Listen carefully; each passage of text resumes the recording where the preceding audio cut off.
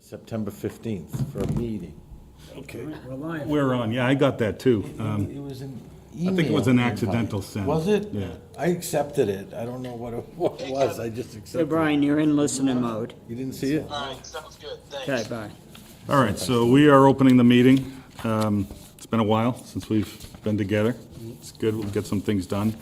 Let me find this here. We don't have Beth today, and we have Brian in a listening capacity, but not in a voting capacity. Okay. All right, so the first thing on the agenda is just approving the minutes of March 21st. Did everybody get a chance to read them? Yes, I went through this one, yes. I didn't. I'll make a motion to approve. I'll second. All right, all in favor? Aye. Aye. Opposed, abstained? Good. Let's see. So, Pat, do you want to, before we get into Yeah, Main Street Live, do you want to go over what you have here with the multifamily yeah, whatever. zoning So and? this is a conversation I think I brought up to this committee a while ago when guidelines were first kind of getting put together and we were getting informed. Right now, most towns that are impacted by this have begun the process of planning, looking at what we would call modeling of districts and determining, possible zoning amendments. So, being that I work with you all at the EDC, I thought it might be a good idea to give just a general overview of what the final guidelines are, kind of an idea of where we are, and then I just had I had a few questions that are more specific towards economic development, that I just kind of want to run by you and maybe hear your responses from. So I'll try to be quick with it. I know we have limited time, so. Are these state guidelines? These are state guidelines, so just to provide a little bit of a background, I guess, rather than just going into why we got here, the state guideline itself is dictated by Mass General Law, Chapter 40A, Section 3A, which was implemented in 2021, which essentially it is a multifamily by right requirement for communities that are designated as an MBTA community. So essentially what that factors into is you need to be half mile from a train station, you need to allow multifamily by right, you have to have at least a minimum of 15 dwelling units per acre, and they need to be, zoning needs to allow or not prohibit families or not be it can't be age restricted or anything like that. So just to get a little bit background, just why. Do they make it have a percentage of affordables? Or no? So they don't. So I do have a slide on that, but we'll just All go right, off. go ahead. Yeah, but either way. No, go yeah, to the slides, all right. absolutely, absolutely. So just briefly why we got here and why the state kind of went in this direction. As we all know, Massachusetts, fast growing in terms of mortgage cost, rent, rising housing costs can impact employment. Obviously, having workers being able to live close to where they work is a huge benefit. And so trying to facilitate the creation of zoning that can have dwelling units next to transit stations, the thinking is, well, that is one way to alleviate some of the concern is if we can have additional housing or a higher density of housing around transit stations, we have the opportunity for people to commute to work, to be in close proximity to services such as restaurants, shops of the nature, as well as helping to revitalize and help downtowns, because most of these locations that have a transit station are usually in more of a centrally located area.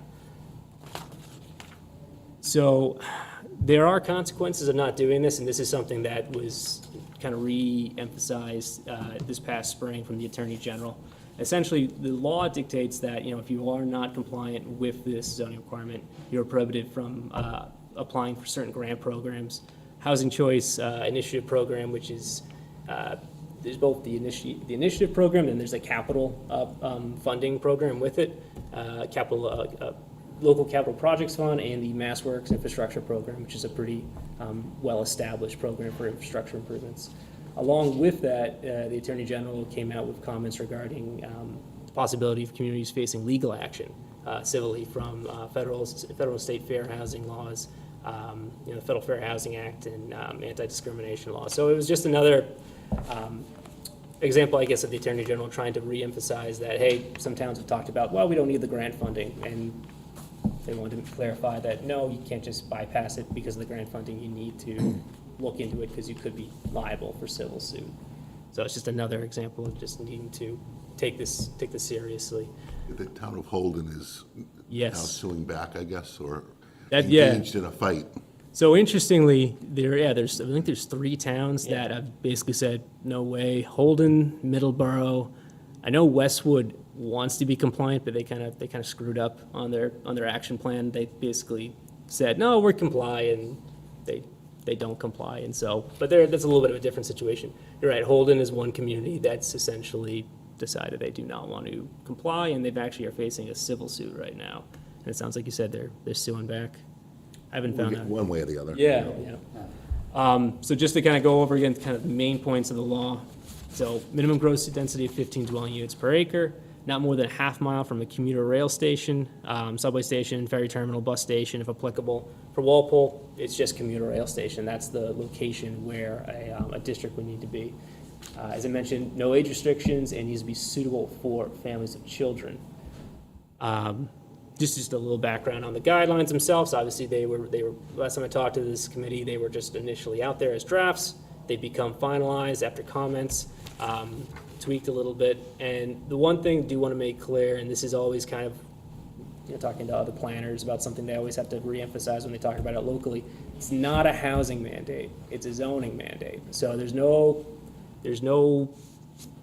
metrics involved that you need to meet those housing standards, only that your zoning that you create could possibly meet those minimum requirements. And just to kind of go back on very briefly, MBTA communities, it's 175 communities throughout the state of Massachusetts. Those have access to light transit, commuter rail, adjacent communities, so communities that are adjacent to towns that have a commuter rail station, and then something what we call small town adjacent, which are adjacent communities to commuter rail stations, but their population is below a certain threshold. So general principles of compliance. So like I said, multifamily as of right. The zoning district needs to be of reasonable size, and I'll go over that in a little bit. Minimum gross density of 15 dwelling units per acre. A minimum multifamily unit capacity, and so this is a number that's based upon our 2020 census, as well as our MBTA community designation. And so that's those designations I mentioned before. There's the transit, there's the light rail, commuter rail, adjacent and small town adjacent. And then locations in multifamily districts need to be in relation to a transit station, so usually within a half mile. I have one question on the last slide, Pat. Yep. That third bullet point, or fourth. Yep. Fourth. Minimum multifamily unit capacity. Mm-hmm. What does that relate to?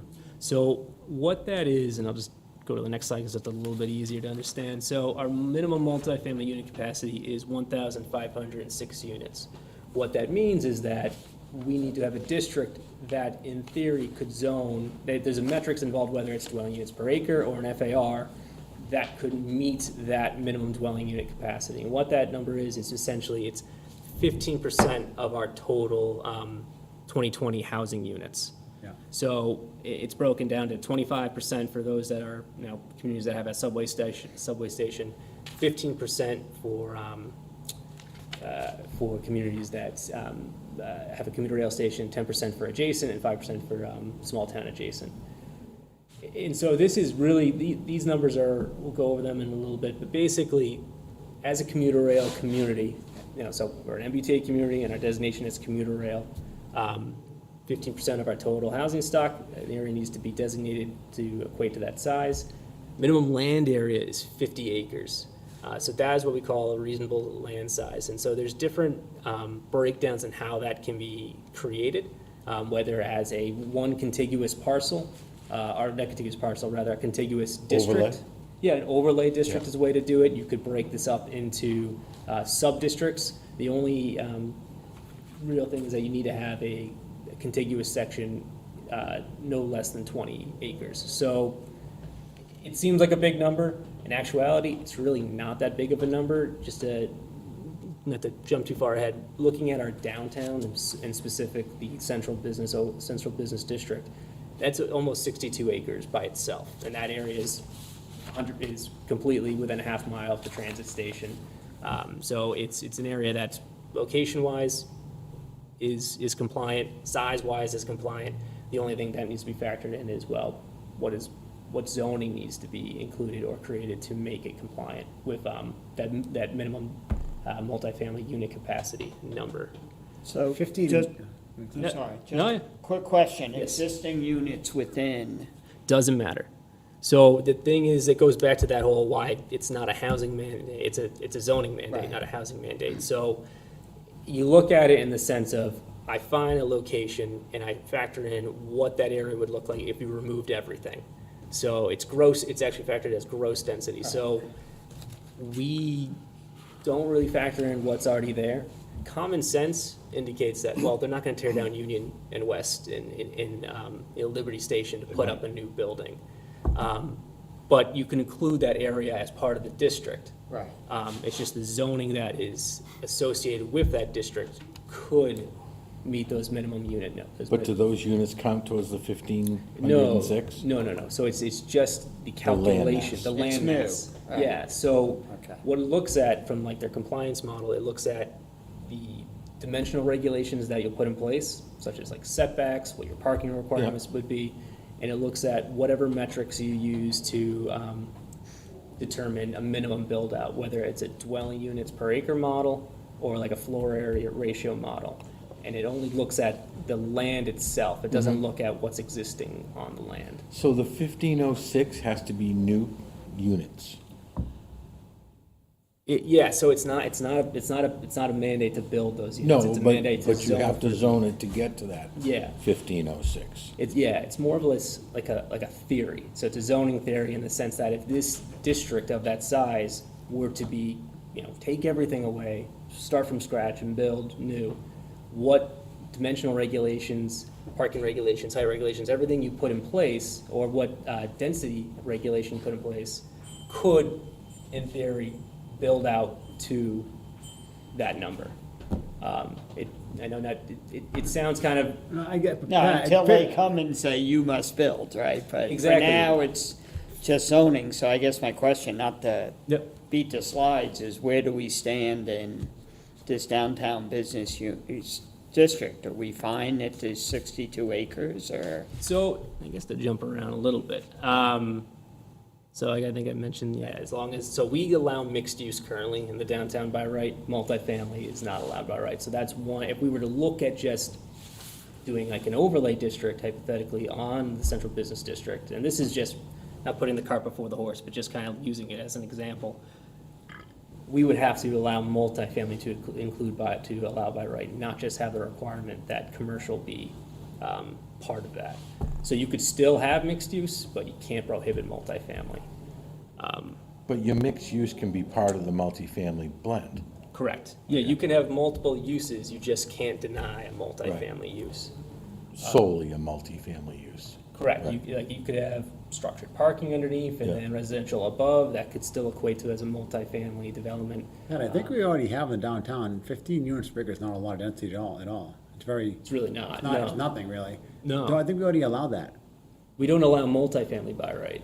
It has to be a mixed use. It has to be a mixed use.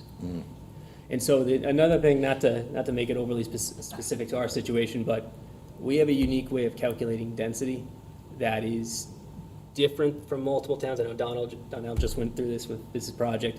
The way we calculate density is essentially the residential units you're allowed to have is space that's 3.5 times the commercial area that you provide.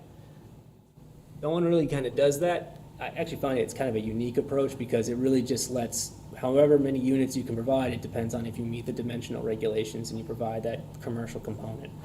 However, when we try to quantify that for the state, it's not really possible. There's no correlation.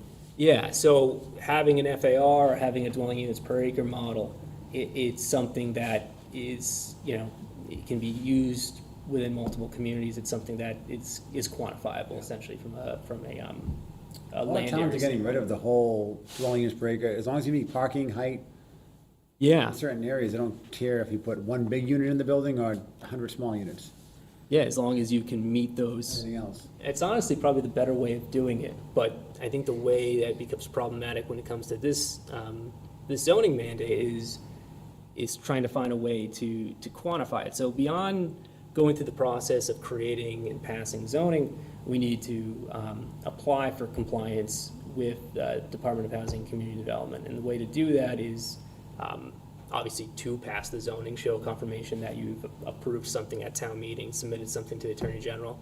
Then you need to factor in basically what your district size is, all those components of the zoning from a dimensional standpoint in terms of, you know, what your setbacks, height are, parking. And the compliance model is, it's a separate, it's basically an Excel, that model that the state has put out, and that's what they use to determine that you are in compliance with your town's particular build-out requirements. So you meet that minimum multi-unit capacity number, you meet that dwelling units per acre number. And you're right, 15 dwelling units per acre is not a lot. If we were just looking at the downtown, I would say that's probably over 15 dwelling units per acre easily, even as it is right now. But it's just the problem, I guess, for us, our Walpole-specific problem is really, one, allowing for multifamily, but also finding a way to quantify that with the state. In order to do that, that does require the zoning amendment. So, just so I'm clear, because I know you want to get through these slides. Yep. So being in quote-unquote compliance, which is a word I hate, by the way, Yep. it has nothing to do with how many units versus your total housing units. It has nothing to do with that. It just has to do with whether or not we've created that zoning overlay with their guidelines and what would put us into compliance, whether we have the Yeah. units or not. 100%. It's not a mandate to build it, it's a mandate to zone for. But it's a mandate also to allow someone to build it if they come in and want to, and they're within that. Oh, yeah, exactly. It has to be something that is practical, like obviously. No, if I it's- understand, yeah. and it still has to, but they won't require a special permit or anything like that, it just. No, so you can, so site plan review is absolutely, is permissible. It's just the special permit aspect. That was what distinguishes between by right and Right. needing additional Right, approval. okay, so, a couple of quick questions. Yep. So, I'm trying to figure out what the purpose is, because I have a feeling when you're within 20 miles of Boston, Yep. right, on the commuter rail line, it's gonna be hard to find properties within a half mile of a train station that's even available for this, right? At least, I mean, Walpole, Norwood, Walpole, and past Walpole you Yeah. could, Franklin and everything else, but There are a lot of communities that have, I guess to your point, have developed and focused increased development within their downtowns. Right. And even if we're looking at the downtown of Walpole and specifically, we could certainly include land in it, that makes us in compliance, but the reality is, I don't see anyone tearing down a development that's 5 years old in order to build something that possibly could just be multifamily by right. But it's a half mile, right? A half So- mile. So theoretically, John, are you the one building the bank across from Cumberland Farms? Is that you? Is that your property? I thought you had a property down there at one point, no? Anyway, so they tore down Yeah. Leo's Pizza. They're putting in a bank, I think, right? But had this been in place and someone came in and said, I want to put 6 stories there, yeah, we would have had to have allowed that. No. well, Leo's Pizza is not within a half mile. It's not a half mile? No. Thought it was, It's 6 stories, I mean, or 5-story, whatever the downtown district height restriction is. I think it's 5, right? Yeah. It's like 52 feet, and there's a provision But, with it. all right, so let's say it was just within the half mile. Whether it fit in that neighborhood or not, it's a by right, so we would have to allow it, correct? And so Leo's Pizza, I think, was approved there now. Even, to mixed use development. Yeah. But I guess anywhere, If it was within that overlay district, they proposed a development that met the requirements of Okay. that. but of 15 that units per zoning. acre is very, it's not a big building, I mean. Yeah. If you have an acre, you could do 15 units on one single story. Essentially. oh, I where that- agree, but would someone want to only do that if they They could wouldn't. do It's more? not- it's- Yeah. This loan, This this, question? Yeah. For the existing construction that's already up, could you take your commercial and convert it to multifamily? It's a question I'd have to think and get back to you. If But I you would allowed by imagine I right would- to have multifamily, you'd get rid of your commercial in the downtown district. and just would be build all hurtful. residential. Which will kind of defeat the Yeah, purpose of so- the downtown Exactly. district. It depends Exactly. how you would write the zoning, so you can include a factor whether it's, If you're allowing it by a right. modification, extension, yeah. I mean, in theory, Pat, do they, it's funny, this may have an unintended consequence of Would be taking people away tearing stuff retail in the down, just Oh, downtown. no, they'd be taking There's your first a lot of the floor commuter and making it stations, apartments commuter stations in instead of towns are in the commercial downtown space. area. Imagine what Lewis would do to that building. Is this gonna mandate us to change mixed use to, no, so mixed use is still, still be something that you allow, one with the underlying Understand zoning, that, but and if you they could include do- it within your, you can include it within, if we were to do like an overlay. However, where zoning gets unique is that obviously downtown, we'd like to prevent or preserve a commercial presence. There's certain things you can include in a zoning that emphasizes maintaining a commercial district.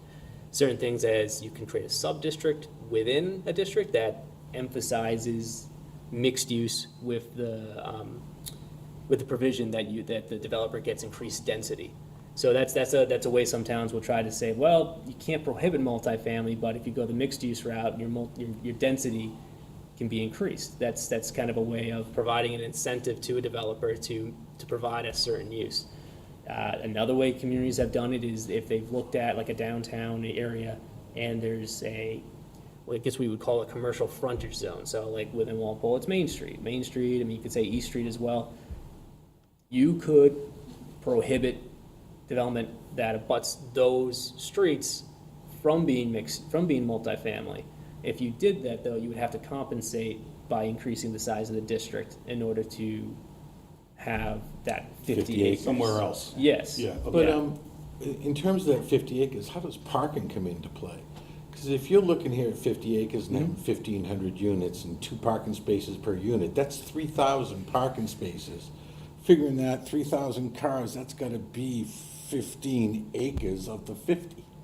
So that's with the current way we calculate parking within the central Right. business district. So that would have to be addressed. You would have to wouldn't it? address parking regulations, absolutely. I don't know of a unit that's, I know the 2 apartment buildings that went up in the last 3 years modified that parking regulation You gotta seek a heavily. variance, though. Heavily, yeah. Yeah, you gotta seek a variance. Special permit, but yeah. So yeah, that is, this was something that was brought forward at the town at this past town meeting. It did not pass for the central business district. However, if we were to utilize an overlay, hypothetically, it's a new process and it wouldn't be prohibited from amending the parking regulations. Because so that's kind of why an overlay district works a little bit easier than changing the underlying zoning. That way you preserve the requirements of the uses of the underlying zoning. You're just creating additional uses through an overlay district. All right, so they're not, with an overlay, they're not, that's additional uses. They still have to comply with the underlying uses that the town has on their. That's only where the overlay district does not touch on it. So basically in situations that, all right, well, I have a mixed-use building and I want to utilize it for a restaurant. Hypothetically, if you had an overlay district with use regulations and I didn't identify mixed use as including a restaurant, the underlying zoning basically supersedes or fills in areas that are missing from the overlay district.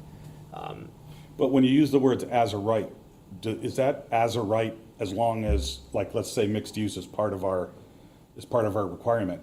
Would that as a right, yes, they can build it, but they must comply with the mixed use part of it, even though the state requirement hasn't said that? No, so you can have mixed use as an additional use within MBTA compliant district, but you cannot prohibit multifamily. So No, I mean, but can that multifamily, so that multifamily, if the developer didn't care, they would not have to follow anything that the town has in place if they didn't want to. Now, I know a lot of them will want to work with the town, but let's say we wanted mixed use downtown with the first floor commercial and residential above. As a right means that if this developer didn't care, that they would not have to do that, correct? If they met every other requirement. It really just depends on your rate the zoning. So if you, like I said, you can create provisions that obviously you can incentivize mixed use. You could also just exclude certain areas. Like obviously we're thinking of the downtown as a whole. we could remove portions that are involving the Got it. main So street. you can break in it up order as to- long as your total amount reaches what they want. Correct, and there's certain provisions when you break up a district that, you have to have contiguous parcels of a certain amount, you can't go, I think, below 20. Another thing that I kind of don't want to miss out on in terms of describing it, I think I'll just move forward a little bit. Location of districts. So, one of the ways that some towns are looking at this as well is, obviously, we've been talking about just the downtown, because it's where something would make sense. Well, in Walpole, we technically have 3 stations that count towards what is our gonna ask you that, developable yeah. station area. And one of them, interestingly enough, is Plimptonville, even though Right. that, obviously, that's not Once an a day. operation. So, due to the high amount of developable station area, we fall into a category where essentially 75% of our district does need to comply with the half mile from a transit station. However, 25% of it could be in a separate location. And this gets into the idea, the minutia of having a sub-district. And what that essentially means is we can have all the same use requirements, we just have it as an overlay, and we have part of the overlay that's compliant in terms of location. Then a separate portion could be in an area of town that you would want to see redevelopment, but it doesn't meet the requirement of, it doesn't meet the requirement of a location requirement, but it is still the zoning that you've created. It still allows for multifamily at a certain density, it still has to meet the regulations. Does the So, I was bus gonna- line come into it? Bus line doesn't, only if it was a bus station So I was itself. gonna ask you about the multiple stations, so Plimptonville, right? Yeah. Plimptonville, downtown and where? Where the Dog Rock is, right? They used to That's stop. Plimptonville. Yeah, they used Yeah. to stop there. They don't still And stop then there? there's downtown Only when you third pull the station? chain, Is the that thing. So the third station I've is, seen cars waiting there still. Yeah. for people. I thought there was still Walpole, one that's stop a day Norwood. there. but the area, the stop. half mile of Windsor Gardens Last time Comes into falls into Walpole? Walpole. So we actually, even though the station's not in Walpole, because the half mile radius of Windsor Gardens, that area could So also. we would have to do potentially- an overlay over Plimptonville No, and? No. no, Okay. your options are those 3 areas where that half mile from a transit Comes into station is. effect. However, I think logically, just kind of looking at where development is currently and where we have similar characteristics, we, and by we, I mean, myself, Lauren, go into it a little bit, because we've been working through a grant recently to model districts. We've been focusing as a primary location as the downtown to study this, only because it's the most logical, it's the most heavily used With station in zoning. town. And it just fits all the criteria. Famous last word, The- we're gonna the- see a the- 6-story building next to the Dog Rock. The further you get out of town, zoning increases more or less, let's say, and lot sizes increase. Now all of a sudden you get single-family homes out there, and now you're gonna allow That developer's multi-family by okay. right into family zones right down. It's gonna be weird. It would be weird to do it, but at the same time, it's really open-ended in how you really create the zoning and how you dictate certain uses. So obviously, we're thinking multifamily, we're thinking of a big apartment building.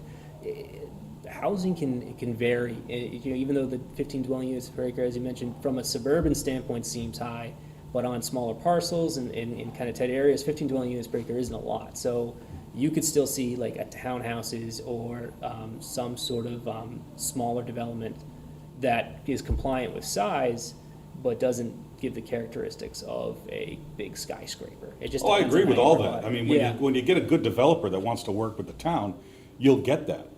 But that doesn't always happen. Exactly. And that's why I always get worried when it Right. says as a right. Yeah. They can do whatever the heck they want. True, which I guess, and I know we're kind of bouncing around, but that kind of goes back to why, from a Walpole standpoint, at least so far from like the staff standpoint, looking at it, the downtown from a characteristic side just makes the most sense. Oh, We could absolutely. certainly look into, and this is something that I think needs to be facilitated through like public outreach, we could certainly look into the idea of other locations. You can look into the idea of having a sub-district that's not within a half mile, and, not to go off a tangent in terms of different locations, you can envision certain areas of town that maybe need redevelopment. Maybe it's East Walpole, maybe it's the mall property. It's like those parcels that hypothetically you could include in the district like this. It's all just about really discussing what are the pros and cons of both for this stage of the process. What about the land around some, like, I know the MBTA at least has control of I don't know if they own the land, some of the land around the train station, but I know they have control of a lot of the parking areas and whatnot. Yeah. Do they own that land, or does, Around the train station. yeah, I'd have to look at the actual, but they do own part, like, I know there's a few parking lots, Yeah. like north of, the tracks that they do own, there's right, one right. right by. So that would Gilmore's. be excluded though, correct? So that's the unique question. So the state, you can't really see, this is a horrible image, but that green layer you see on this very, very small map, that is essentially land that fits the requirements of the state that you cannot count towards your numbers. You can include it within the district, but it would not count as to your denominator, so to speak. And that's land that is, it's wetlands, it's area that could be within wellheads, it's area that could be publicly owned, and this is all stuff that you really can't count towards your district numbers. So they don't want to give up any of their land, but they want us to give up ours. Well, I it's get it. just, No, I understand. the practicality, you can't build on it if you don't. You if can it's build on not the privately MBTA's owned. property over here, but, They sell it, yeah. yeah, I mean, they'd have to sell it. So just skipping ahead really quick, Gary. Yep. Patriot Place is in a half mile? No, it's not. It's, for whatever reason, it wasn't in the map, so I would suggest that, well, where people get on the train, yeah. I think that from the line of Walpole, it's gotta be real close. It might be, but it's not. So that's just data from the state. We only have 3 areas that really count towards us, and it's It's a those good 3 question, areas. though. If they did that in 2020, 2020 was, you said, when they put this together? So 2021 is when the law passed to create Section 3A of the zoning laws. So they didn't create However, the guide- districts yet, at that point? Because the Craft Station wasn't even in operation in 2020, was it? I don't Yeah, think. no, it was before 2020, so they started the pilot program. The pilot before program, that. yeah. But it's not, though. It's not there, okay. It's not within a half mile. It is one of those, so essentially, the guidelines themselves were kind of worked on, both sent to communities to offer comment and received revisions. They're finalized in 2022, though. And so a lot of the layers of information, by layers, I mean, like if you're using, I don't know if everyone's familiar with like GIS, Geographic Yeah. Information System. So that's a big component of this project as well on the back end in terms of like providing that data. That layer, that information came out, I think I got that in the fall, so they had already looked at. So regardless of whether it is or isn't, they don't think it is, so it doesn't matter, right? Right. Okay. Yeah, and I think how they calculate it is really they're looking at the property boundary of the train station, and then they're factoring in a half-mile radius out from that. So, So it might not be from the stadium. From the stadium, we're probably less, but from the train station itself, we're Yeah, I mean, if you're- outside that half mile. oh yeah, it's only the train station. If you're counting like the parking lot in Gillette, yeah, Yeah. absolutely, that's a half mile. But Got it. it's Okay. the parcel, the unique area of where that train station is. Good. So, a little bit of a kind of a status update. So, to kind of help with this in terms of like really looking at really the math that goes into it and the modeling, we were able to get a technical assistance grant. We've been working through it right now since the spring, looking at a few areas right now. Actually, on our website, we have a section for MBTA updates. We have 2 technical review letters that we've gotten from the Bear Planning Group as the consultant that was assigned to us. Really, the way it shakes out is just, there's a litany of options you can go into. I mean, like I said, the most practical and the most where we went initially is our downtown. We've also kind of looked at the idea of, well, what if we were to include, a sub-district? All these are good questions, and I think what we're gonna get out of the process from the technical assistance grant is we're gonna get, one, an idea of what possible locations could be that at least have been looked at from a staff standpoint, and then what needs to be done to make compliant zoning. Not zoning itself, but recommendations in terms of like, hey, we factored in just the downtown. If you were looking at the downtown, you would need to include certain dimensional regulations, By creating a sub-district, doesn't that defeat the purpose of, the whole target is to have people walk out of their homes and walk to a station and not use a car? Yeah, no, I mean, So if you that have is a the purpose. sub-district, what's the sun, like, I'm thinking, if we make the sub-district the prison, when that gets knocked down, what's the difference? Doesn't solve any problem. No, but I guess why we have the option of doing a sub-district, why we have that whole provision that, hey, only 75% needs to be, we can have 100% within a half mile, but we have the option to look at a sub-district. And the reasoning that you could take at it from like a planning standpoint is, well, if we're looking at an area in town that could use redevelopment, or are we thinking about future uses of a certain section of town, this is an option of maybe trying to incentivize new growth in a different area. I mean, that's just like the, you know, philosophical, that's just like the planning concept of why you would maybe like think about looking at a different area. There's certain provisions for like small towns. No, We should talk to the I know what MBTA and you're have them saying, to open though, up open up a new station down by the prison. But if you do Just that like other that place district down up in there. East Walpole where there is bus lines, yeah. I would say even if you use the prison location, you would need a transport. Right. I would assume, whether it be an actual bus or like a special T transport to the commuter rail. I mean, in theory, if it was a sub-district, you want it. The only thing that makes They're it just trying to do that, applicable- so instead of having the cars drive into the city, the Boston, they drive into Walpole, taking the train in. Yeah. Which we like, Yeah, truthfully, I anyway. think there's, I'd like to don't bring know more what people the into reason Walpole Center if we had the parking. that's why there has to be kind of like the thought that goes along with it. You're right, we could just throw a sub-district somewhere, but I don't think it would make sense to put it there. And that's like kind of where that discussion goes about it. Like, But do that's we- also the 25%, right? So you're not. So You don't you're have not, to you do that. wouldn't, yeah, you wouldn't Right, put a you don't have large to do area it, But it there. doesn't allow you to do 100%. Another thing to outside, factor in is right, when you so create it's- this zoning, it's all a balance. So the whole 15 dwelling units per acre thing I mentioned, so if we were looking at the downtown itself, that's over 15 dwelling units per acre if we were to put together metrics for calculating density. However, as we expand that district, that 15 dwelling units per acre number kind of drops. And so you need to compensate that by either increasing what the build-out area of that district is, or you need to reduce that area so that if you want to have a location that meets your minimum, or do you want to look at a location that all of a sudden we have a hypothetical build-out that is far greater than what you are required to do. So it's really a balance of having a location that is, you know, meets all the check marks, meets all the compliance requirements, or expanding to an area that may lower that dwelling units per acre number because now you have more acreage than you really can to make it sustainable, really. So, let's see, going from a timeline standpoint, so this is something, like I said, we're working through the technical assistance grant now, supposed to wrap up at the end of September. The deadline for a commuter rail community, which we are, is December 31st of 2024.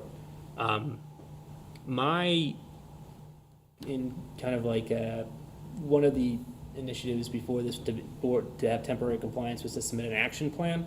So within the action plan itself, it's not set in stone, but it does set, hey, this is what we're gonna work on over the next year and a half, 2 years. My goal would be to have something ready for the spring of '24, with the off chance that if, God forbid, something happened, you still have a second opportunity in the fall of '24. So that is a tight window. That is kind of a, something that we need to be aware of and move forward with pretty quickly, just to. Does it need to go to town meeting with an overlay? Oh, yeah, yep. Okay. So you really only have two shots at it? Three, right? So Three shots who's at it? on Two. this? Fall, spring, fall. I mean, hypothetically, you could create a special town meeting solely for it, but at the same time, just following the existing pattern, we would have two shots But you're not, yeah, because you're not gonna have anything even remotely available for this fall. this fall. So we're looking at two. Yeah. No, and I think that Technically goes along three, with. but realistically two. Yeah, Right. it's tight. And beyond like just meeting the technical standard of just looking at like, yep, here's the math that goes into it, here's how we meet the dimensional requirements, or here's how we meet the minimum build out. There's, I guess, the minutia of the article in terms of how do you want to incentivize mixed use? Do you want to add affordable housing? And there is a provision that it's not a requirement to have an affordable housing requirement, but if you were to go down that route, you are allowed a minimum of 10%.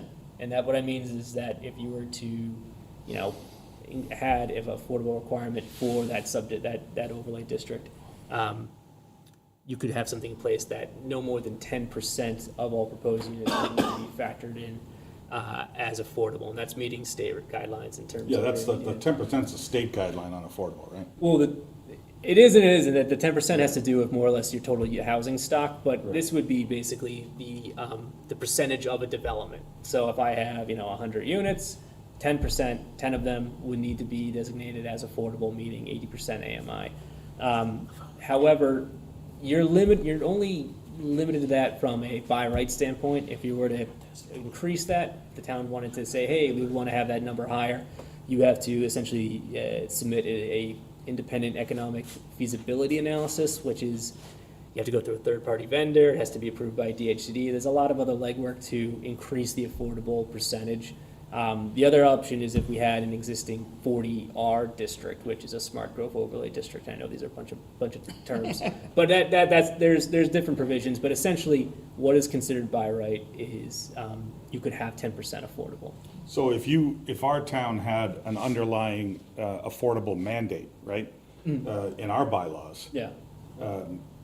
would the by right of this have to include that affordable or no?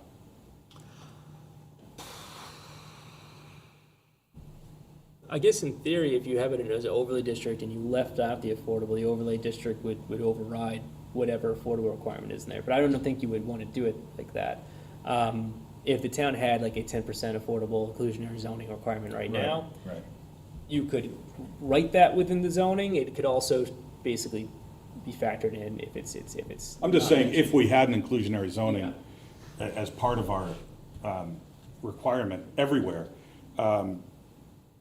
would they be able to bypass it, and therefore we'd have, let's say, 15 more units, but we would get no affordable towards our goal of affordable with that? You know what I mean? They could opt out of that, and I don't think so. No. So I think they would have to follow it, but you have to be able to, as a town, you have to be able to show that affordable requirement doesn't prohibit development.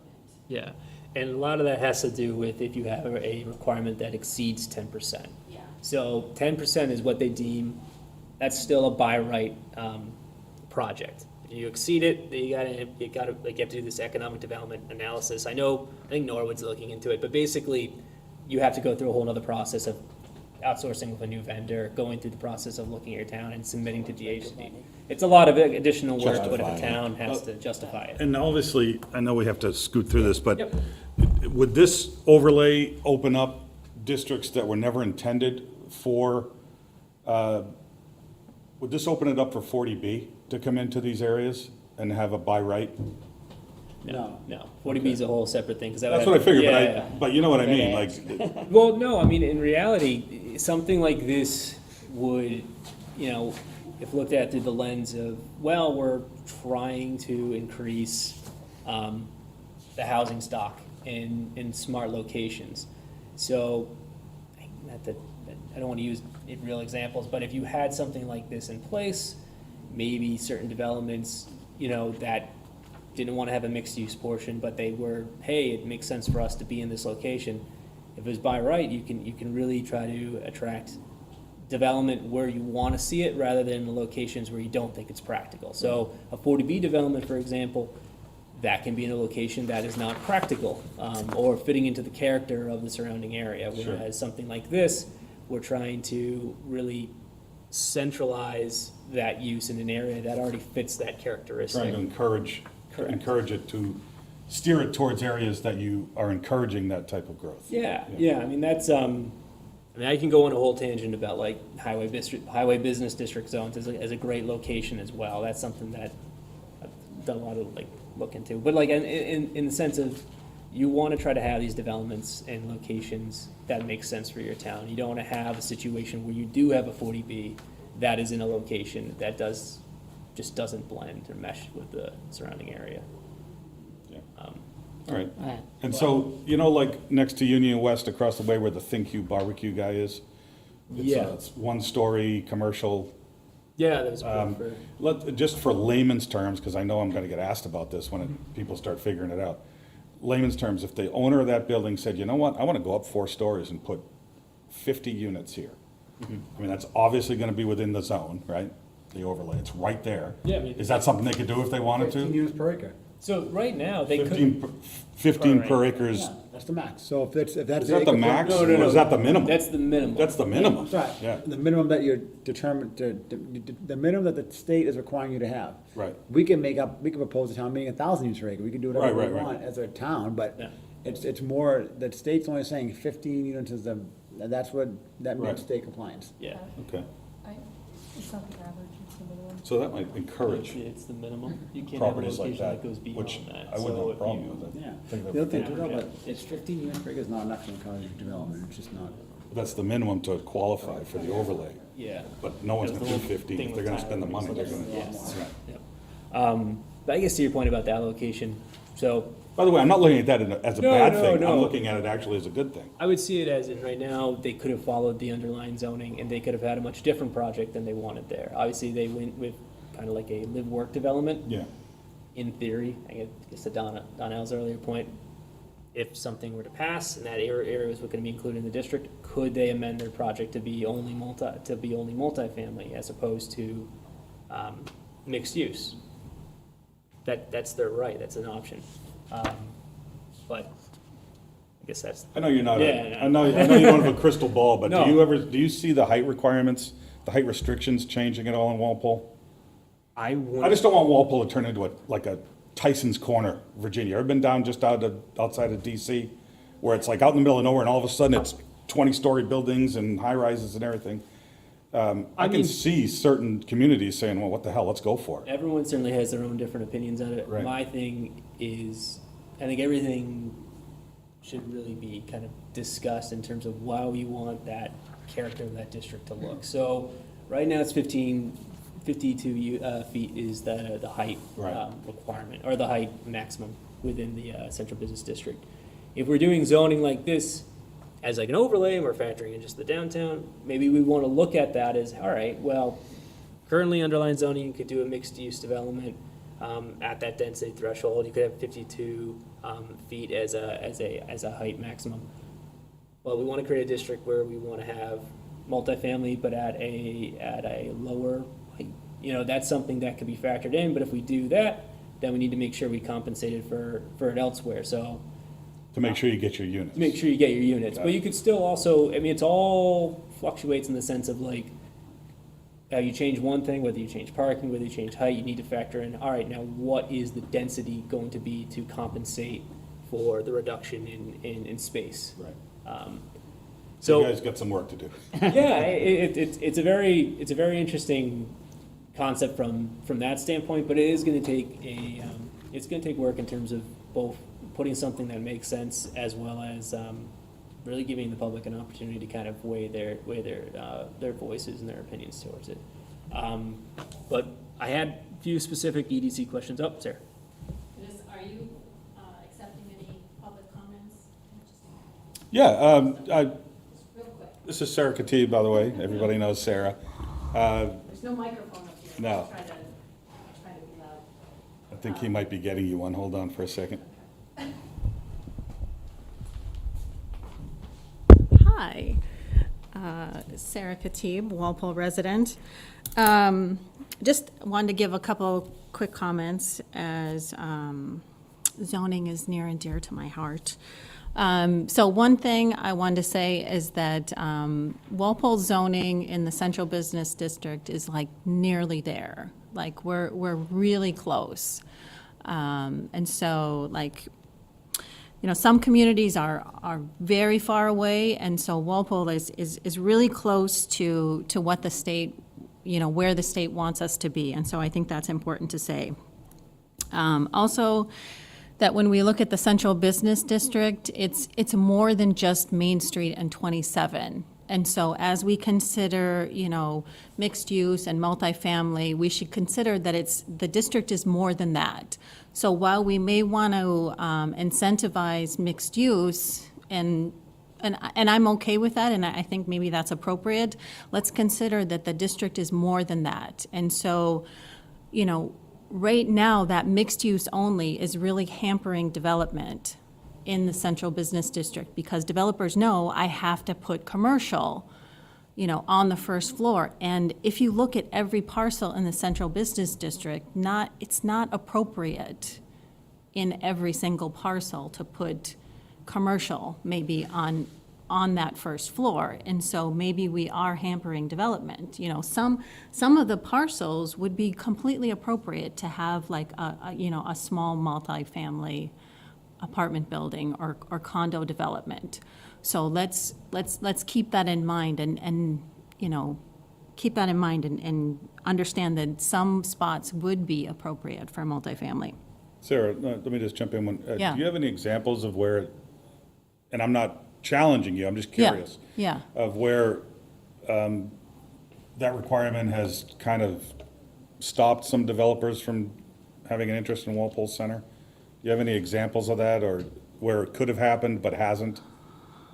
And it's okay if you don't. I understand, like, I would think like down on, where, I don't know what's going there, but just as off the top of my head, like down by Gilmore's, you might not need a first floor commercial aspect to that if you put a nice residential building there. And that's only off the top of my head, only because that's the only one I can think of right now that's off Main Street.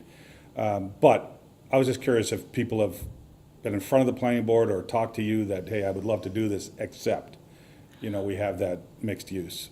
I don't have that, but, you know, I've heard, you know, anecdotally, and also parking, which is my next point. You know, anecdotally, like, you know, people start doing the numbers, it's like 2 units per, you know, 2 parking units per residential, and that, you know, blows things up. So absolutely, when we, you know, when and if we do this overlay, we need to modify the parking in this overlay. It's like a must.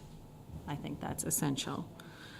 I don't know, Pat, you look like you had something to add No, I to that. very much agree. Yeah, okay.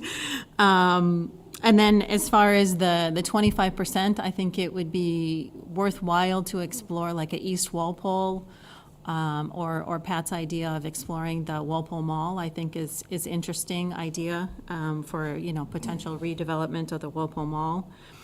And my last thing is that this, you know, whatever we do, I think should be done with robust community outreach. And so, you know, that would be this board and ideally the planning board and, you know, multiple other, you know, community groups and really get the community's input so that our final result, you know, reflects the Walpole community and kind of the direction that we want to go, so that it, you know, so that we are directing the kind of growth that Walpole wants.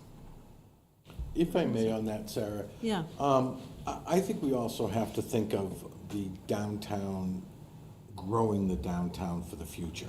Yeah. I think if we allow this multifamily too close to Main Street and around Main Street and commercial use, let's say in the future, if it does come back and grows again, it won't have a place to grow.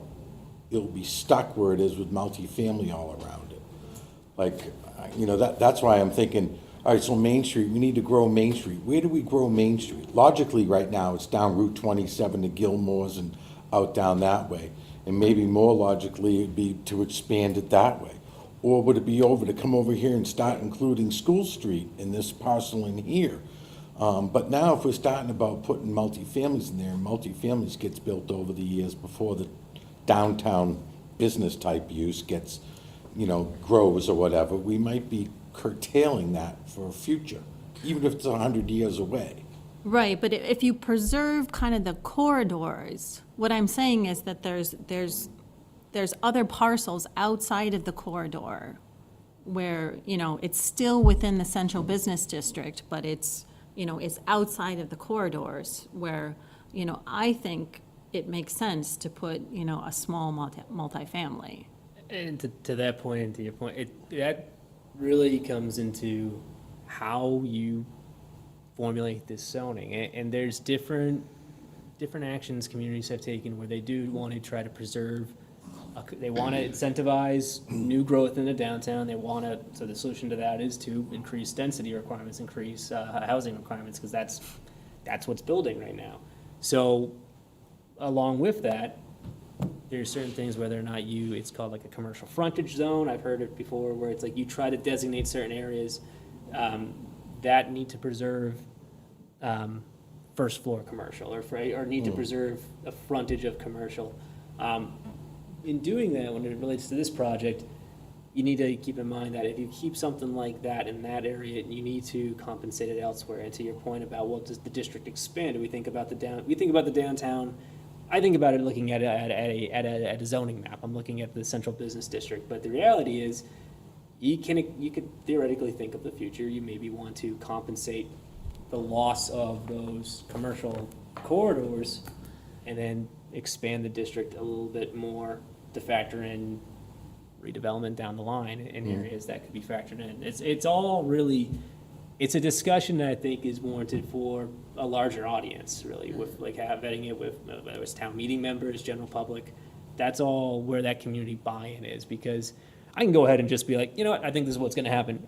It's not gonna fly, you know what I mean? So it really needs to be a process, and I think most towns are starting that right now. I mean, whether it's with their planning boards or whether it's subcommittees that are looking into it.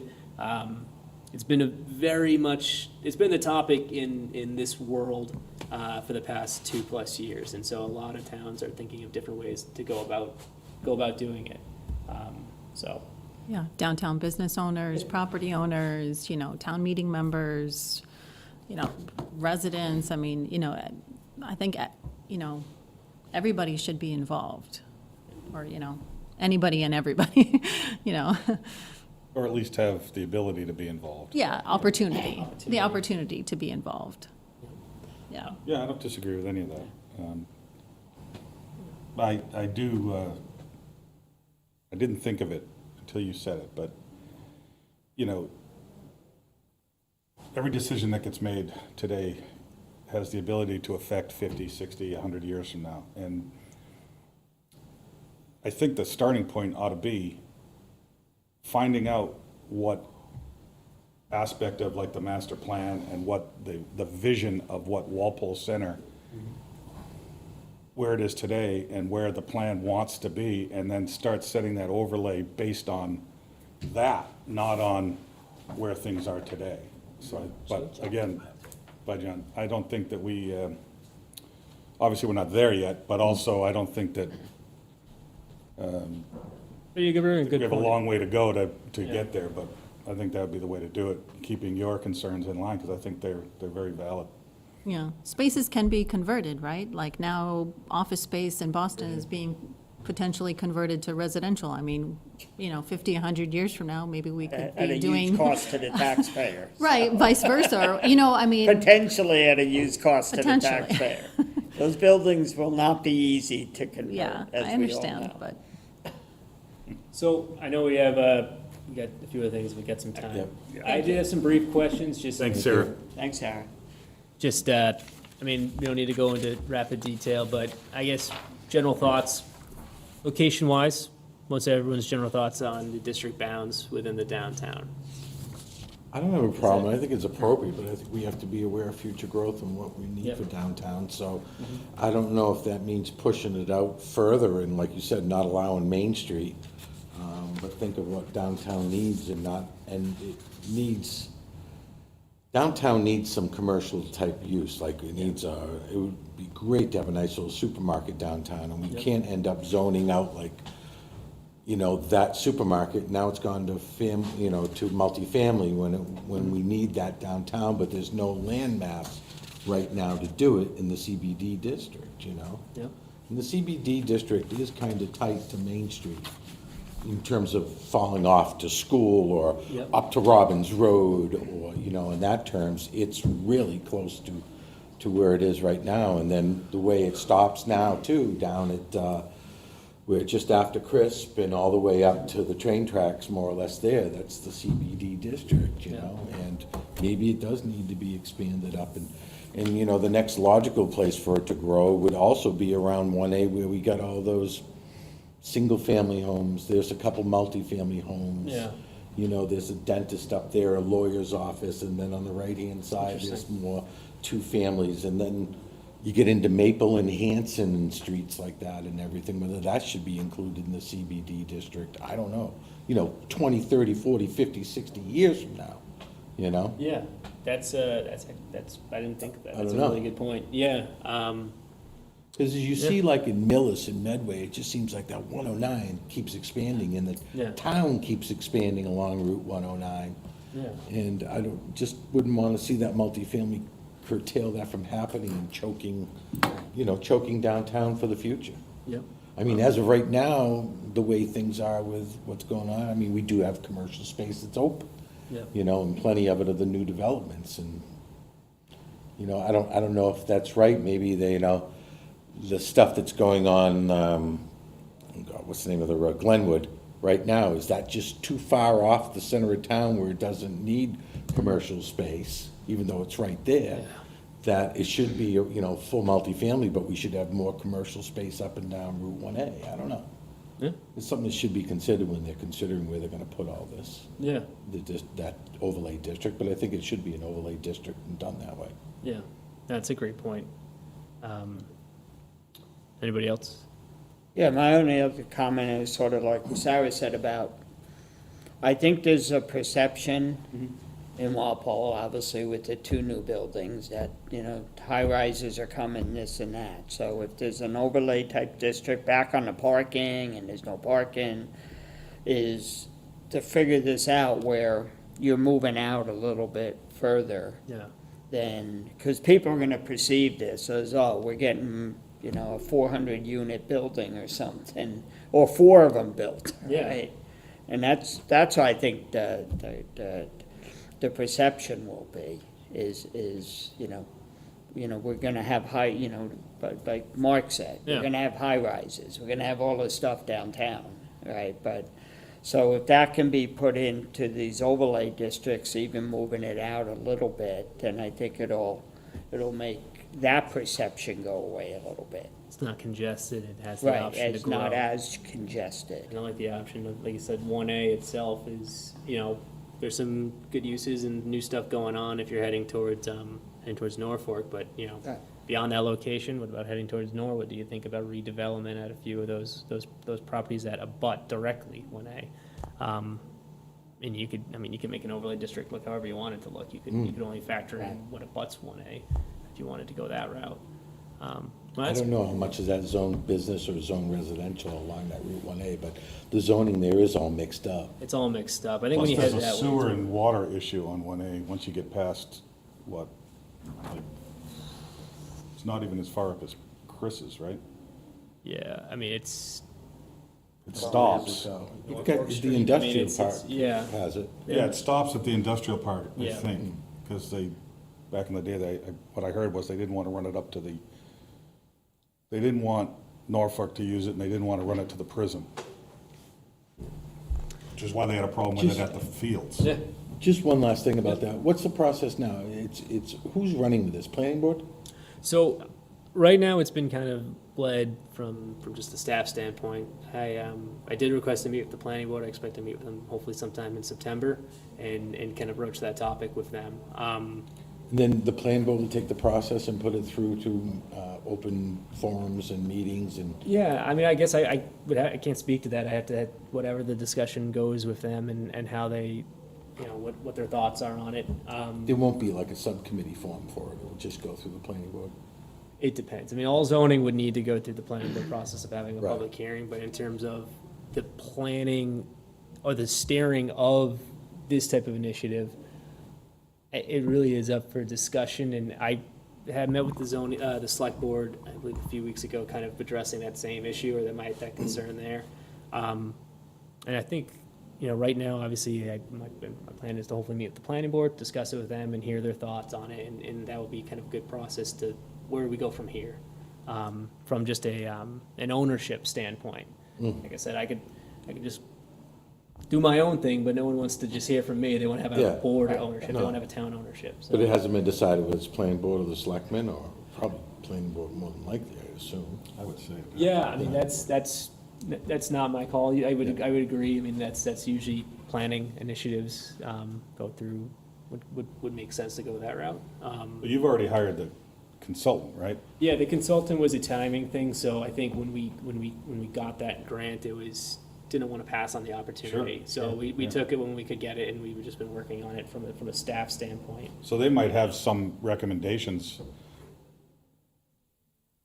fairly shortly with once the planning board decides how they're gonna handle it. Yeah, so Then that's, we'll at least be able to see something, right? yeah, I mean, Yeah, okay. not that, I've been working on something just as I'm going along with the consultant, and most of that is, like I said, the end process of this result will hopefully come away with zoning recommendations to how do we get to the nitty-gritty of meeting compliance, you know? All the aspects of it that become much more of a discussion, that needs to all be kind of fleshed out, so. Okay. All right. So we're not looking at anything town meeting wise until probably next fall, a year from this fall. Spring. Well, wouldn't spring be early though? Spring in case we don't pass it? Yeah, And then move the to- goal is to focus on trying to really get this going this fall and be in the position to hopefully maybe have something for the spring, but with, And see how that shakes out and bring it Yeah. back in the fall if you have to. yeah. I like to think positive. I don't want to think about, you know, I haven't like, been in Walpole long enough to think about it. all right, but, yep, so that's that discussion. Okay. All right, thanks, Pat. Thank you. I didn't think we'd be getting into that as much, but that's, it's interesting. All right, So I know we have a few other things. So this is, I put zoning articles on for discussion. I know planning board still needs to have their public hearing on these, there's three, two of them are citizen petition. One is put forward by the select board. Just from a timing aspect, I wanted to put that on this agenda just so I could hear from an economic development standpoint what some of the thoughts are on what was being proposed. Like I said, I can't speak to two of them. They're citizen petitions. One has to do with, a change to the table of use for really, it seems to be, in my opinion, they just want to correct some language to allow for storage of recreational vehicles on a residential. The other one is marijuana establishments, which is a far more substantial and impactful article. I believe their public hearing is scheduled for Thursday. I'm not sure. I think they may have to, conversation, I think they may have to continue, but I'm not totally positive. Either way, they are scheduled to meet with the planning board, and so that would be definitely an interesting topic. so did you say it was on the planning board's agenda for this coming Thursday? That's from what I saw, so I don't really, obviously I can't speak for them or speak for that, but I Yeah. think that's what was scheduled based upon the memo I got from the planning board. And then Has someone petitioned to build a spot?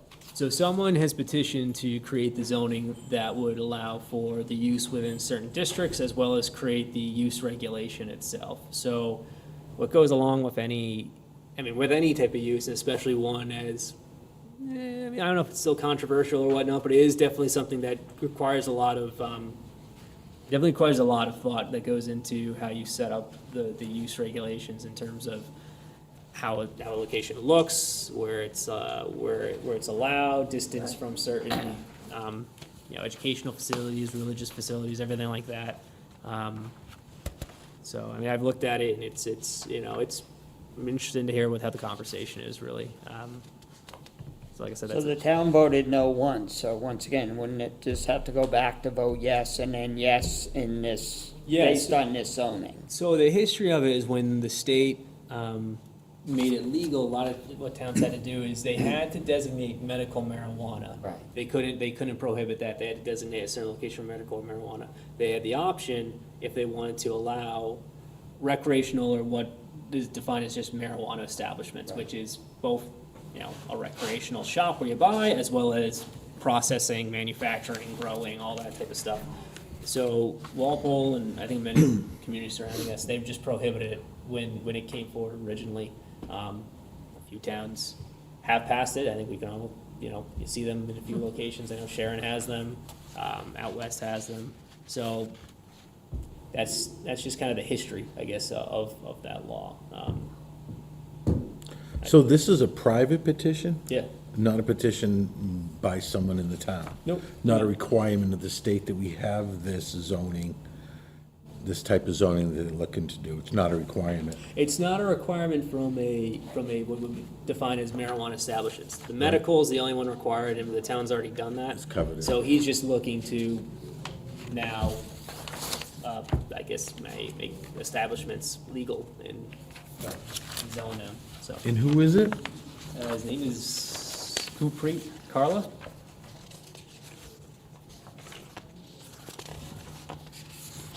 good caller. And is he gone, has he gone before FinCom and everything? No, so this is, their schedule, based on the memo I got, for this Thursday to meet with the planning board to open their public hearing on it. Do you know anything about, do they own other dispensaries? Yeah, so I believe he has operations, or he did, in Blackstone. I think he's a town resident, and he wants to try to bring it here, so, that's the thing. I really, I can't speak to it, it's not something that, it's a citizen petition article, so it's really up to him. Okay. Yeah, I don't know. Huh? I don't know if anyone had any comments or anything here from an economic standpoint or whatnot. but- It's gotta go through town meeting, and I guess town meeting decides whether it's right or wrong for us. Yep, That's, you know, and there's obviously two ways to look at it, Yeah. right? I know that the first time it was coming through, John Carmichael was very much against it and led that fight, and, you know, he had a lot of credibility behind him, quite frankly. And I, you know, obviously respect him and that decision, or his opinion. But I think that the way things have shaken out, towns are looking at something that's had very little issues and created a tremendous amount of revenue. So you just gotta look at it from both sides as opposed from than just the way we were looking at it before. But again, that's just from an economic development standpoint. yep. The revenue that is possible is something that we just can't brush away without at least considering it and thinking about it. So that would be my thoughts on it. I guess my 2 cents is I'd feel more comfortable about it if the town was bringing it instead of a private petition. Yeah. You know, to go through you know, the i's and the t's and to make sure that it's, you know, I'm sure the town has, or Yeah, we've town taken a look council will at be it. looking at it, I assume, and everything will be going through that area, and is the And I think the town, zoning part, just to jump in, is, you know, where it's allowed is the key, Route so, 1, yeah, that's it. right. if the town is not Right. bringing this I'm fine forward, with are it they out there. allowed to where make it should changes be. to it, or Right. they where all have to the rest of vote them on are. it this Right. way? So technically, what goes forward on the warrant is this way. If they want to make changes, or if that's brought up through the planning board process, FinCom process, it would have to be done as a The citizen petitioner petition. would have to agree? Yeah, I mean, the petitioner, I mean, I guess, yeah, they would have to agree, but also, in order to make any changes, it would have to be a substitute motion, it would have to be from a town meeting member. So that's up to this applicant, I mean, I know they got the signatures, and they're gonna, whoever they're in discussion with, if they're a town meeting member and they wanna make changes, it would have to go through that route as a substitute It'll be motion. interesting to see his current facility and how that's run, and I think that'll go a long way. Yeah. If it's done professionally, like some of these places are beautiful, quite frankly. Do you know if he mirrored these regulations after another town? Where he got these from, by any chance? Yeah, The yeah, writing? I mean, a lot of it was, This is what's in Blackstone, or is it? to some extent, a lot of it's pretty consistent with how a lot of towns do Right up to regulate it. zoning. I have looked Yeah. at it, so I Yeah. mean, a lot of it is really just, a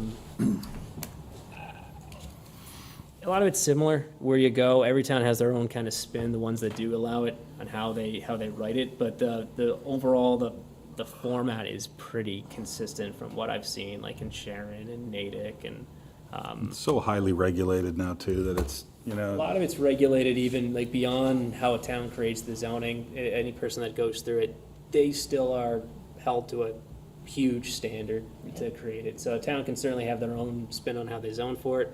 That person still has to comply even more so from a state standpoint. right, the owners are vetted. Yeah. It's such a high level with the state, that's incredible. Yeah, yeah. So, I mean, that's one good side of it. I mean, anybody can open a bar room, but truthfully, and these owners are so scrutinized before they ever get a license that it's, you know, there's too much money involved, I think, to at least not look at And as it. far as the other zoning article, I don't have any issues with additional recreational vehicles being in driveways and stuff like that Yeah. allowed. I mean, I'm That kind one, of yeah. surprised it isn't already. Yeah. Because people do it, and I just think nobody enforces it unless it gets out of hand. It was interesting, I mean, looking at that one as well, I mean, that's, I don't know why it was written the way it was written. It seemed, I thought the change was made sense in my point of view, Yeah, probably because one guy had an ATV and a boat next to a guy on the planning board, and that was the end of that. And living in both. You're probably so true. You're so right If on that. Walpole has any history at all, that's it right there. What when people start parking mobile homes next to their houses? Hey, some mobile homes are worth more than their houses, though. Yeah. I'm just saying, I'm noticing a lot of campers outside of houses these days where the kids are like, I don't know where to live, and the parents like, just, you stay in the camper. Yeah, well, New Hampshire, it's good for New Hampshire, it's good for us. Okay. And the other article that I don't know if it's been, I think sometime in September, it probably had their public hearing because it came in a little later. This was brought up last year, and a change to the accessory in-law suite article, or section of the zoning. So it was a select board sponsored article. It went to FinCom. There was a lot of disagreement on a few different things. I think everyone has kind of a different view in opinion on something like this. So they ended up sending it back to committee, worked on it some more, and brought it to select board past 2 meetings. And this is kind of where we're at. They've agreed to kind of move it to the next stage and sponsor and bring it to the planning board. Essentially what it is a, to remove the language for accessory in-law suite and in place put that for accessory dwelling units. The use regulation is fairly similar to what it would be before in terms of kinship. The additional provision would be for an aging in place opportunity for residents over the age of 55. That was kind of looking at some of the feedback got during FinCom. This is an article that a lot of other towns are also kind of working through as well. This is something that, going along with the MBTA zoning, that the state actually changed, voting provisions on for accessory dwelling units to be a majority over, to be a simple majority over a supermajority, dependent if it meets certain qualifications to be designated as an accessory dwelling unit. So it's something that I think in Massachusetts, at the very least, it's a hot topic right now in terms of changes to this. Sometimes don't allow it at all. We currently allow it as just an in-law suite. This change would look to expand it to residents over 55, as well as have it be a by right use rather than a special permit. There's a difference between an ADU and an in-law? Terminology, in-law is more direct in the sense of like it's specifically a third degree of kinship. There has a kinship relation with an in-law, but an accessory dwelling unit is just kind of more or less the broad term. It's a subordinate unit to the primary dwelling You unit. add an addition to your property off the back or something, and it's a whole new unit, is what you're saying? Yeah, the way this is written, it has to be attached. It can't be detached. Oh, it has to be attached, Yeah, okay. that's similar. It's fairly similar to how the in-law suite bylaw is written now when it comes to those type of regulations. The only kind of, actually some of the provisions with it that have changed is obviously changing it from special permit to by right, allowing for the possibility of aging in place opportunity, and what that means essentially that you could have the unit available for someone over the age of 55 regardless of kinship. And then in addition to that, there is additional enforcement that was not available within the in-law suite bylaw that we kind of used to provide a little bit more legitimacy in terms of what a homeowner is required to submit with a building permit, and a lot of that has to do with notarization that they are maintaining the primary dwelling unit as their principal dwelling unit. It can't be something that turns into a rental opportunity where, hey, I live in Florida and I own this home in Walpole and I'm renting out both sides. That's something that towns can regulate and we're able to regulate. So that was another recommendation, another thing we put within the zoning that essentially. So I was under the assumption that Walpole, you couldn't have an in-law. Oh no, you can. Yeah. Well, maybe it's because it's existing. No, To get a new one. You have to get it approved. You have to go through a special permit process with the zoning board. It's been, I think it's been around for 6 years now, or so, 6 or 7 years. So, and then, So this would be an amendment rather to that, to remove that language and replace it with this. And once again, it's over 55 only. No, that's, so when you go to the purpose section, rather than, because a lot of towns when they're looking at this, they're thinking of, well, how do you regulate occupancy? Right. Most that do it, they do kind of go to the kinship route, because that's something that I think is a lot more kind of, I think it's palatable for the surrounding neighborhood in the sense of like, well, I know it's family that's living there, it's not just anybody. I mean, at least that's just the kind of Okay. the idea So behind it's it. kinship. Yeah, this way, we wrote it, rather than opening it up for everybody, maintaining Yeah. that kinship requirement. Thought about including the additional provision that you could utilize it for those that are over the age of 55 as a means of tackling additional housing opportunities for seniors. So that's just one way of trying to open up the use regulation a little bit. The feedback I got from the select board though is, we don't want to create two families. We want to create it as it is a single family home, and that maintains the appearance and look as a single family home. The accessory dwelling unit really is a subordinate use, and so the regulations for how big it is, how many, where you can access it from the outside, the size, the bedrooms, everything is kind of within the use regulations of this bylaw, and it's to maintain, essentially, like, provide that use, but maintain the single-family home characteristics of, So if I get this right, my daughter, 23 years old, comes home from college, as kinship, you could build an ADU and house her. correct. Okay. Yeah, and you could do that now as an in-law suite, Yeah. but you would have to do it as a special permit. This is a And change. the over 55 doesn't have to be related to me. Yeah, that was the thought Right, I behind could it. take in any over 55 and create a multifamily because they're over 55 to a point, right? I mean, I wouldn't call it a multifamily, Yeah, because a I- multifamily is 3 or more units, but Yeah. it would be essentially another option for that accessory Yeah, dwelling and unit. to be able to house someone potentially that may be a friend or something, Girlfriend? Yeah. As long as she's Yeah. over 55. Yeah, the reality I didn't Is say that. is that what you're Mike. thinking, Kevin? The reality is, this is, I think, a very, I wouldn't say controversial, but it's an article that I think people will talk about in the sense of, it's just a hot topic right now within the state overall, and you can go different, some people want, it to be very regulated, some people want to be less regulated, and some people are in the middle, so it's hard to really kind of think about the best approach. And this was our attempt to try to revise what was there to be more practical to kind of what we've seen from a current case standpoint, in the sense of how we've seen other projects come forward, seen how other towns handle similar cases, and is this an option to make it a little bit easier on the homeowner to allow for this use? Yep. You know what would make it easy for the homeowner? Let them do whatever the hell they want, it's their house. That's what by Words right carefully, does. Yeah, I'm never short on words, eh? I know. But yeah, so that's that article, I think, and again, needs to be scheduled for a public hearing, but those are the 3 zoning articles that are planned, at least for right now, to go on the fall warrant. Okay. Sounds good. Couple of minutes left, right? Yeah. Are we out at 6? Is that our stop time? Yep. Yeah, I think we want to. So a quick rundown on Main Street Live? Well, what about Fall Business Forum? Oh, yeah.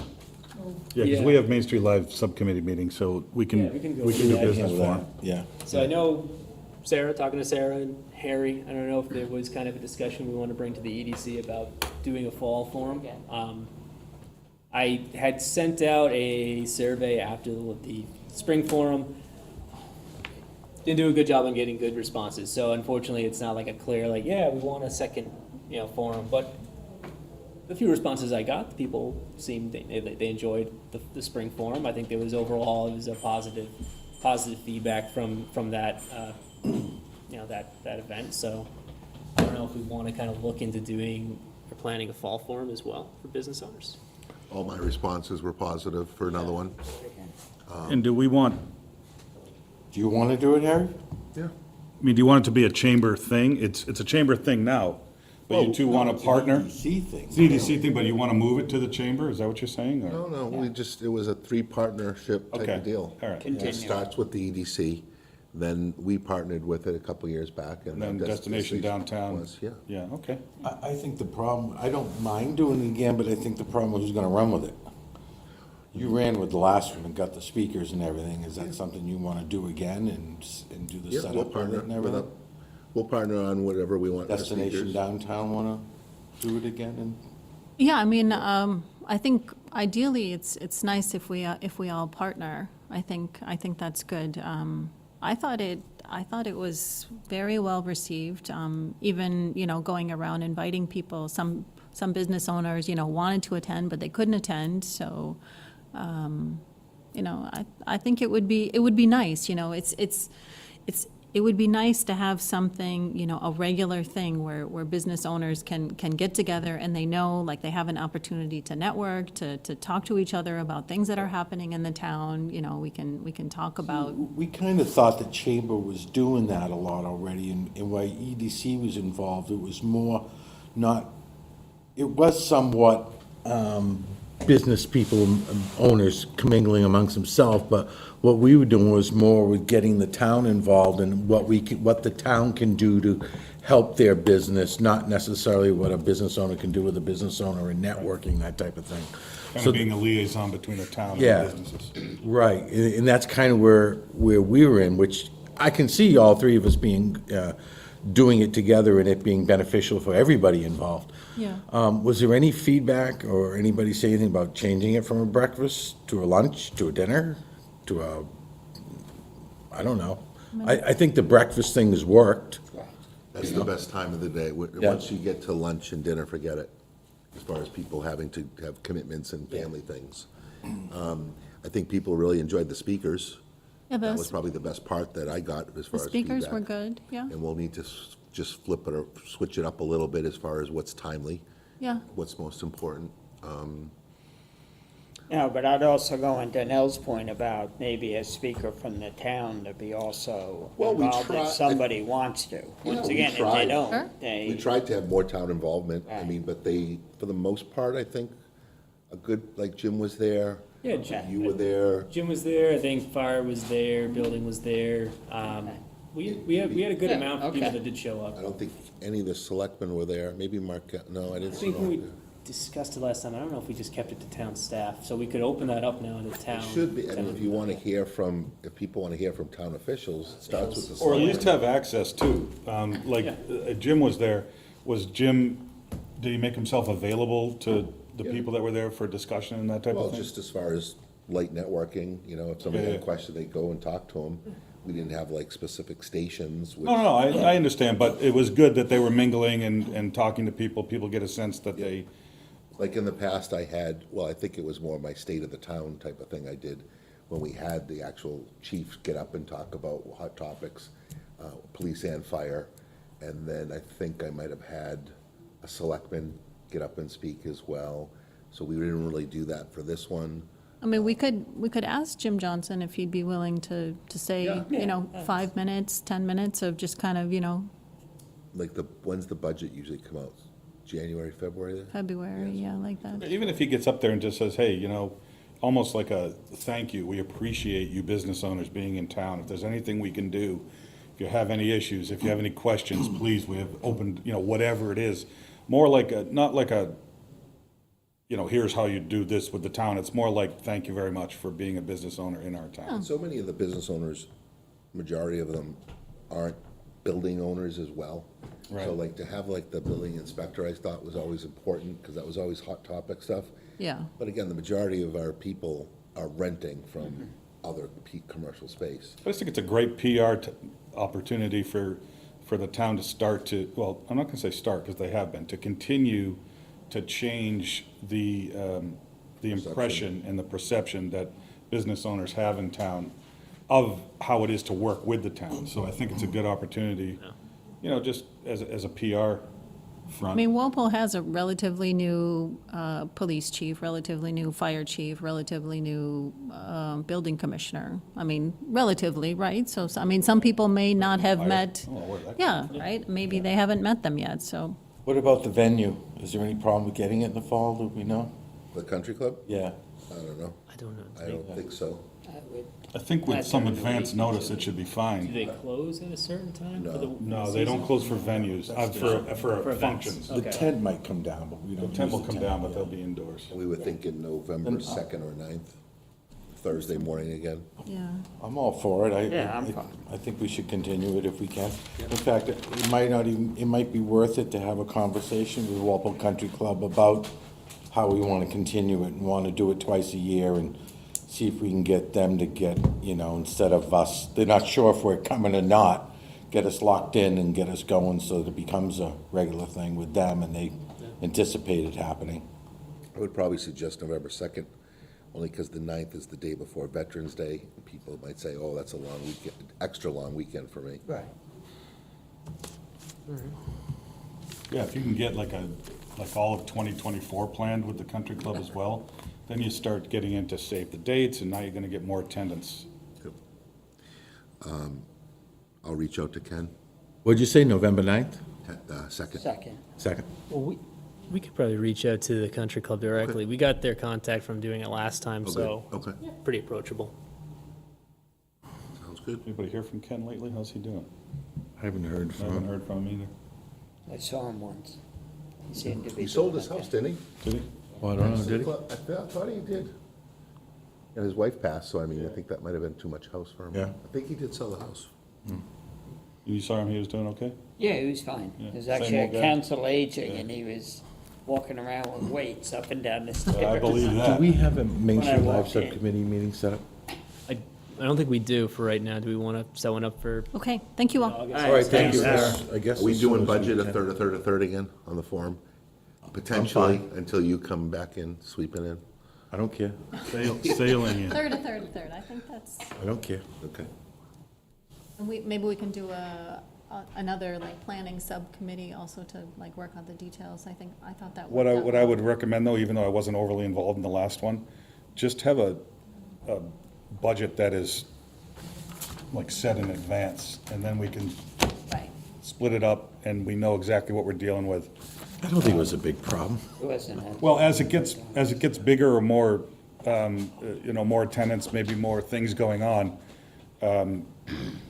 it seemed to be like, almost like a, phew, we got this one done, you know what I mean? Whereas I would like, if it was more set in stone, we had a budget to work with, then we could start actually getting things that, getting it what we want instead of just hoping it works out. Yeah. But again, I wasn't overly involved The in it. budget thing is just the breakfast. Is that all it is? X amount per people, Yeah. right? So Yeah, that for the was the whole breakfast. thing, right? Yeah. It wasn't Okay. that much. It's really, It was it's based, nothing. there's a Country club's flat always fee and then treated it's us based right. on breakfast Yeah. or head count. They kind of always given us the room for free and just charged us for the meals. There was no room charge, was there? I don't think there was. I think that was a Ken thing though, so It was a that's, couple $100 or Oh, was It it? was, yeah, it was pretty minor. Was it The in main charge was really the food. I mean, Yeah. it's the, whatever the meal was, it was like, I don't even know, something per head count. Yeah. But if we could set up a Main Street Live meeting for maybe Yep. next week, or we'll just do it Zoom if you want. Yeah, that's fine. I just gotta get those billboards going and get those out. Yep. So we gotta have those bands. he's got the logos. Today, I was Yeah. just making changes to Yeah. the flyer. Okay, Yeah. good. So just one thing on that, Yep. so MF Landscape, their deposit is going towards their, Save, yeah. their banner, they're and not they're in the gonna- banner program. No, they're gonna write another Okay. check to be a stage Right, so sponsor. they're, I just ripped up, they sent 2 checks by mistake.